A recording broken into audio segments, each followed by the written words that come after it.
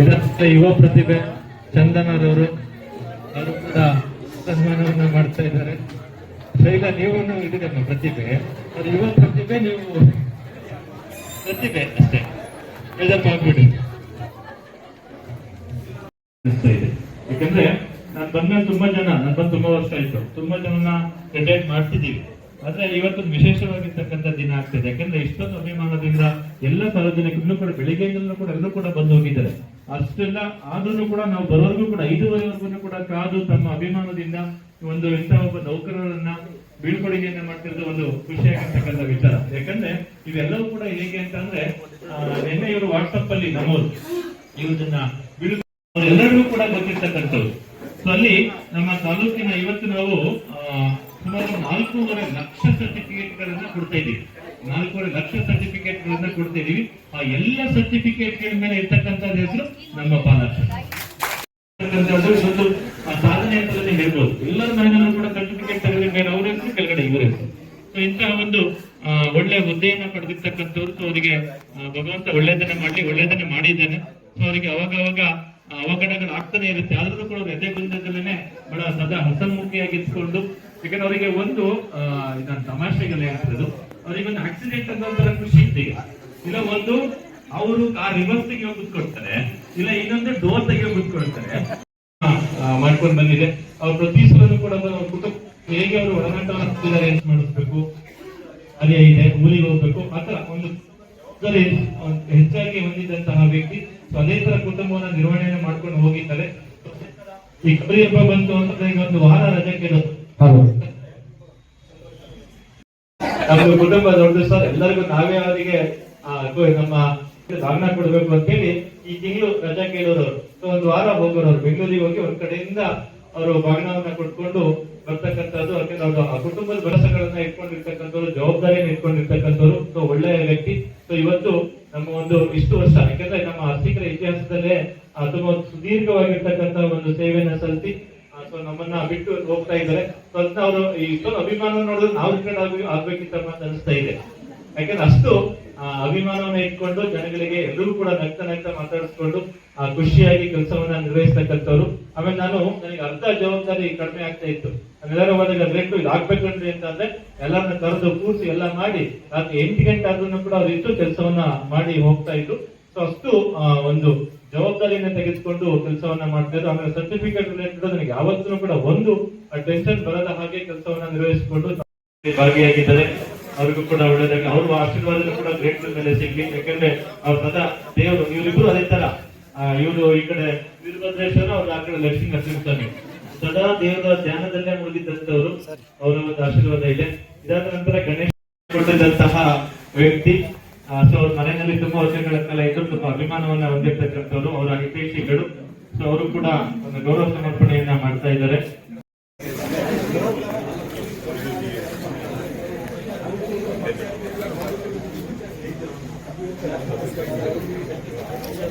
ಈಗ ಎಲ್ಲರೂ ಬರ್ಬೋದು.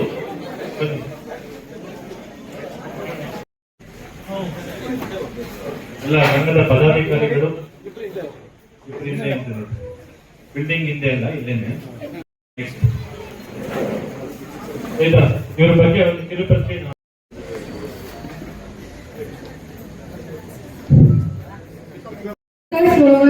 ಮತ್ತು ಕೋಮಲಾಕ್ಷಿ ದಂಪತಿಗಳ 5 ಜನ ಮಕ್ಕಳಲ್ಲಿ 2ನೇ ಮಗನಾಗಿ ಬಾಲಪೇಟೆಯಲ್ಲಿ ಜನಿಸಿದರು.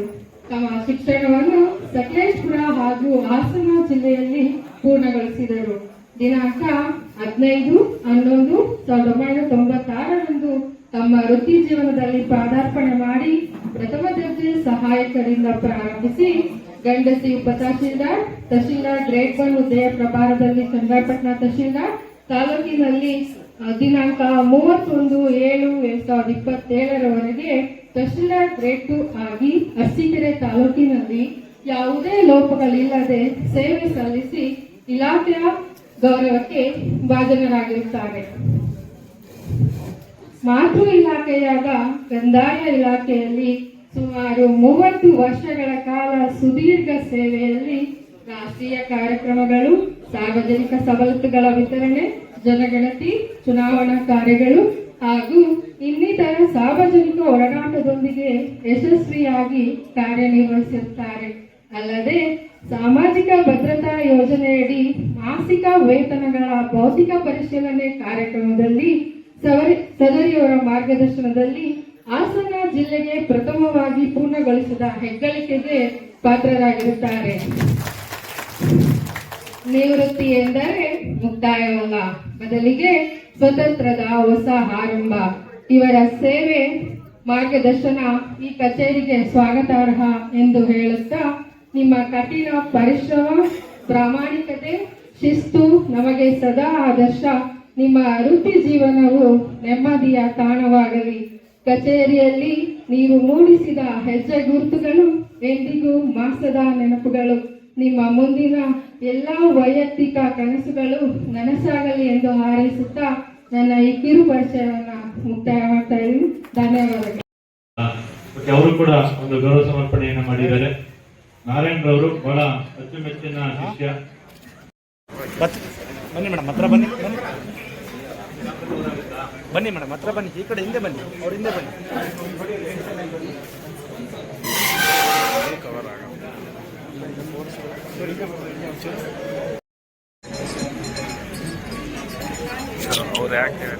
ಸರ್ ಇಲ್ಲಿ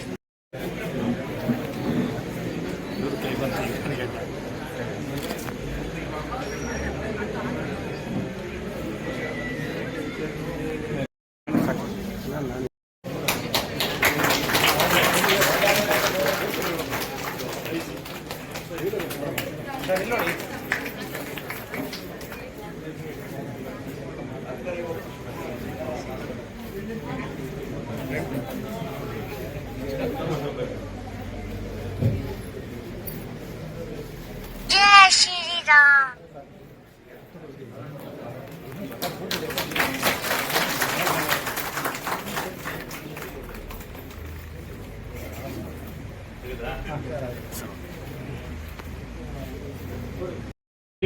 ಇನ್ನ 2 ಜನ ಶಿರಸ್ತಿದಾರಾಗಿ ಪ್ರಮೋಷನ್ ಆಗಿದ್ದಾರೆ. ಅವ್ರಿಗೆ ನೆಕ್ಸ್ಟ್ ಕಾರ್ಯಕ್ರಮ ಮುಂದಿನ ಎಪಿಸೋಡ್ ಅಲ್ಲಿ. ಇವತ್ತು ನಮ್ಮ ತಾಲೂಕಿನಲ್ಲಿ, ನಮ್ಮ ಜಿಲ್ಲೆಯಲ್ಲಿ ಎಲ್ಲಾದ್ರೂ ನಮ್ಮ ಅರ್ಚಕರ ತಾಲೂಕು ಕೆಲಸ ಸರ್ಕಾರದಾಗಿದೆ. ಇವತ್ತಿನ ದಿವಸ ಗುರುತಿಸಿದೆ, ಜಿಲ್ಲಾ ಮಟ್ಟದಲ್ಲಿ ನಮ್ಮ ಅರ್ಚಕರ ತಾಲೂಕಿನ ಗುರುತಿಸಕ್ಕೆ ಕಾರಣಗಳು. ಈಗ ಲೈಟಿಂಗ್ ಜೋಬ್ನಲ್ಲಿ ಕಾರ್ಯಕ್ರಮಗಳು ಬರುತ್ತೆ. ತಾಲೂಕು ಅಭ್ಯರ್ಥಿ ಮಾತ್ರ ಏನು ಅಂಥದ್ದು ಬರೋದೇ ಇಲ್ಲ. ಹೇಗೆ ಅಲ್ಲೆಲ್ಲ ಬ್ಯಾಲೆನ್ಸ್ ಮಾಡ್ಕೊಂಡು ಎಲ್ಲರನ್ನ ಹುಡ್ದುಂಬಿಸ್ಕೊಂಡು ಯಂಗ್ಸ್ಟರ್ಸ್ ಒಂದು ಸಾಂಸ್ಕೃತಿಕ ಕಾರ್ಯಕ್ರಮ ಕೊಟ್ಟಿನಿ. ವಿಲೇಜ್ ಅಕೌಂಟೆಂಟ್ಸ್ ಎಲ್ಲ ನಮಗಿಂದ ಎಲ್ಲರ ಮನಸ್ಸಿನಲ್ಲಿ ಉಳಿದಿದೆ. ಅದು ಸ್ಟೂಡೆಂಟ್ಸ್ ಯಾರು, ವಿಲೇಜ್ ಅಕೌಂಟೆಂಟ್ ಯಾರು ಗೊತ್ತಾಗಿಲ್ಲ. ನಾನು ವಿಡಿಯೋ ಮಾಡಿದೆ ಅಂತ ಕಾಯ್ತಾ ಇದ್ನು. ಆಮೇಲೆ ನಮ್ಮೆಲ್ಲ ವಿಲೇಜ್ ಅಕೌಂಟೆಂಟ್ ಯಾವಾಗ ಈಗ ಆಗ್ತಾ ಇದೆ ಅಂತ ಸೀತಾರಾಮ ಅಂದ್ರು.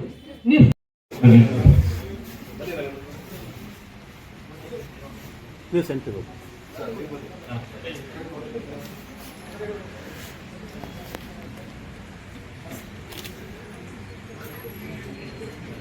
ನೆನೆಸ್ಕೊಳ್ತಾ ಇರ್ತೀನಿ. ಒಂದು ಸೆಪ್ಟೆಂಬರ್ 17ನೇ ತಾರೀಕು ಬಂದ ತಕ್ಷಣ ನನಗೆ ಫೋನ್ ಮಾಡಿದ್ರು, ಸರ್ ಯಾವಾಗ, ಯಾವ ಡೇಟ್? ಇನ್ನು ವಿಶ್ವಕರ್ಮ ಜಯಂತಿ ನಾವು ಮಾಡ್ಬೇಕು. ಅದು ಗೊತ್ತು, ನಮ್ಮ ತಹಸೀಲ್ ಹೇಳ್ತಿದ್ದು ಇಲ್ಲ, ಅವ್ರ ಡೇಟಲ್ಲಿ ಮಾಡಲ್ಲ, ಬೇರೆ ಡೇಟಲ್ಲಿ ಮಾಡ್ತಾರೆ. ಅವ್ರ ಗುರುಗಳು ಸಿಕ್ಕಿದಾಗ ಆ ಟೈಮಲ್ಲಿ ನಾವು ಬಂದು ಮಾಡೋಣ ಅಂತ ಒಂದು ಬಹಳ ಕ್ಯೂರಿಯಾಸಿಟಿಯಿಂದ. ನಾನು ಆಕ್ಚುಲಿ ಇಲ್ಲಿ ಸುಮಾರು ಒಂದು 12 ವರ್ಷದಿಂದ ಇಲ್ಲ, ಸುಮಾರು ಒಂದು 15 ವರ್ಷಗಳಿಂದ ನಾನು ನಮ್ಮ ಸಮಾಜದ ಅಧ್ಯಕ್ಷನಾಗಿದ್ದೀನಿ. ಇವರ ಒಂದು ಒಡನಾಟ ಹೇಗಿದೆ ಅಂದ್ರೆ ನಮ್ಮ ಸಮಾಜವೂ ಆಗಿದೆ. ನಮ್ಮರು ಇದ್ದಾರಪ್ಪ ಅಂದ್ರೆ ಒಂದು ರೀತಿ ಮಾತಾಡೋದಿಕ್ಕೆ ನನಗೆ ಹೆಮ್ಮೆ ಆಗ್ತಾ ಇದೆ, ಜೊತೆಗೆ ದುಃಖ ಆಗ್ತಾ ಇದೆ, ಜೊತೆಗೆ ಸಂತೋಷ ಸಹ ಆಗ್ತಾ ಇದೆ. ನನ್ನ ತಮ್ಮ ಅಂತ ಹೇಳ್ಕೊಳ್ಳೋದಕ್ಕೆ ಹೆಮ್ಮೆ ಆಗ್ತಾ ಇದೆ. ಈ ಇಷ್ಟು ಬೇಗ 60 ವರ್ಷಗಳು ಮುಗಿದ್ಬಿಟ್ವಲ್ಲ ಅಂತ ಅಂತಲೂ ಅಂತ ಅನ್ಸುತ್ತೆ. ಮತ್ತೆ ಇನ್ನೊಂದ್ಸಲ ಇಷ್ಟು ಬೇಗನಾ ಅಂತಲೂ ಅನ್ಸುತ್ತೆ. ಇಷ್ಟು ಬೇಗ ಕಳೆದೋಯ್ತು, ನನಗಿನ್ನೂ ಈಗ ತಾನೇ ಜಾಯಿನ್ ಆಗಿದ್ದಾನೇನೋ ಅನ್ನೋ ಒಂದು